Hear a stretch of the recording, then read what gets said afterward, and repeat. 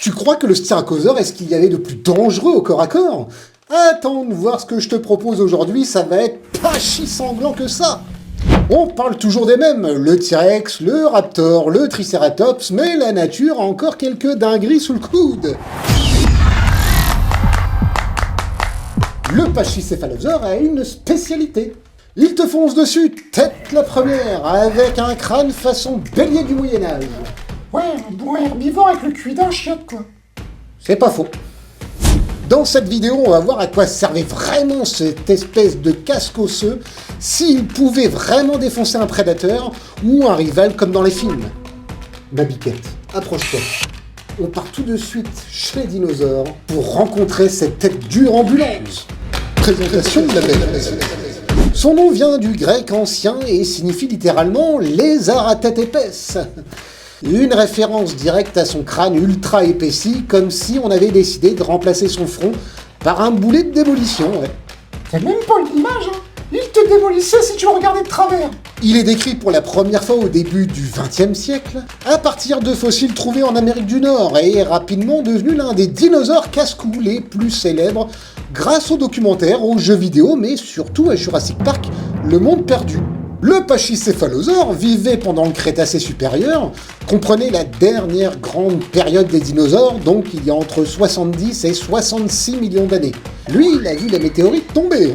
Et à cette époque, une grande partie de l'Amérique du Nord était composée de plaines, de forêts, de zones côtières et d'un climat relativement chaud, idéal pour des dinosaures qui courent partout et se foncent dessus comme des cons. Ces fossiles ont été retrouvés principalement aux États-Unis et au Canada, notamment dans le Montana, le Wyoming et l'Alberta. Donc oui, ce casseur de crâne se baladait là où aujourd'hui on retrouve des pick-up, des ranchs et des stades de football américains. Côté gabarit, le pachycéphalosaure n'était pas réellement un géant, mais c'était pas une petite frappe non plus. Il mesurait environ 4,50 m de long, soit la taille d'une voiture assez longue. Il devait peser entre 300 et 450 kg, donc l'équivalent d'une moto bien lourde avec son conducteur et forcément son casque. Bon ok, il avait une tête bien dure, mais est-ce qu'elle était bien remplie?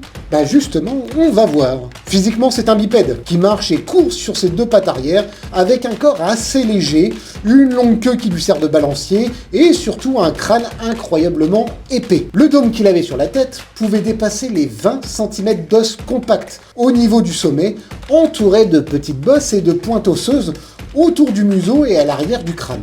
On dirait vraiment qu'il porte un casque de rugby fusionné à une couronne. Sauf que le rugbyman passerait pour une ballerine. Raffute cet animal-là et tu peux chier tes dents. Malgré ce look de garde du corps, le pachycéphalosaure est un herbivore, voire peut-être omnivore léger. Ouais, il pouvait manger de tout comme les humains le font. Il possède des petites dents adaptées pour brouter des plantes basses, des feuilles et même des fruits et des graines. Alors c'est sûr, c'est pas un mangeur de viande à la base. Mais il avait un bon caractère de merde. Personne ne venait le saouler. Ni herbivore, ni carnivore, il y en a qui ont essayé. Ils ont eu des problèmes, hein. Les pachycéphalosaures vivaient en groupe, ou au moins qu'ils se croisaient régulièrement avec ses potes pachy, ce qui laisse imaginer des affrontements ou des parades avec des crânes durs. Ça devait claquer dans les plaines et s'entendre sur des kilomètres. Mais la grande question, c'est justement, est-ce qu'ils se rentraient dedans comme des cons, ou est-ce que c'était plus de l'intimidation et des coups de côté? Pendant longtemps, on a imaginé le pachycéphalosaure en train de faire des duels façon chèvre de montagne. Deux dinos qui se chargent, tête contre tête, à fond les ballons.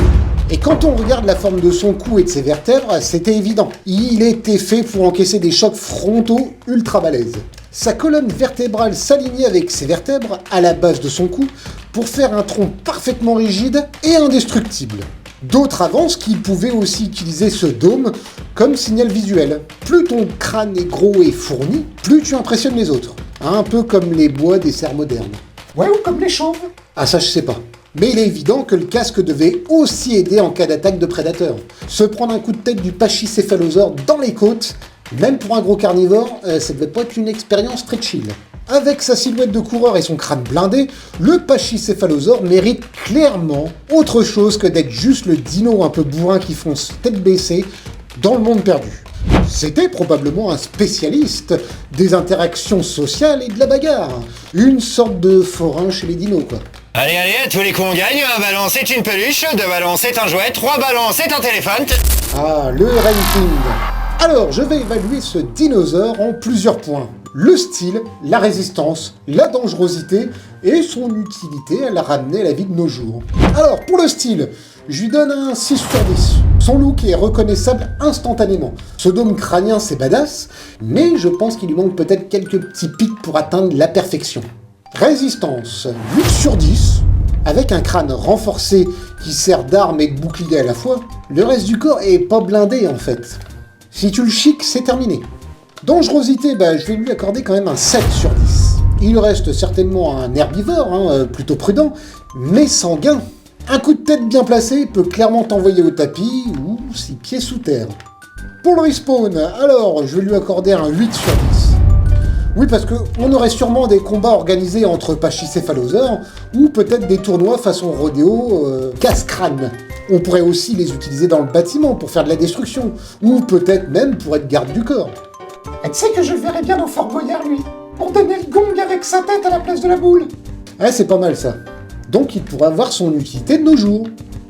Quoi qu'il en soit, l'humain ne ferait rien de bon avec, alors qu'il a vécu pendant 3 millions d'années. Non, je pense repose en paix, pachycéphalosaure. Je vous remercie d'avoir regardé cette vidéo jusqu'au bout. Si vous avez appris au moins un truc aujourd'hui, pensez à vous abonner, à laisser un petit like. Vraiment, ça aide. Dis-nous en commentaire quel dinosaure tu souhaiterais voir dans la prochaine vidéo. Ouais, puis tu peux aussi partager la vidéo à un pote qui aime bien les dinos, histoire qu'il découvre cette tête brûlée du Crétacé. On se retrouve très vite pour un voyage dans le monde des dinosaures avec Jurassic Mask. Ciao mes biquettes. Please just rewind, let me shake it to the max.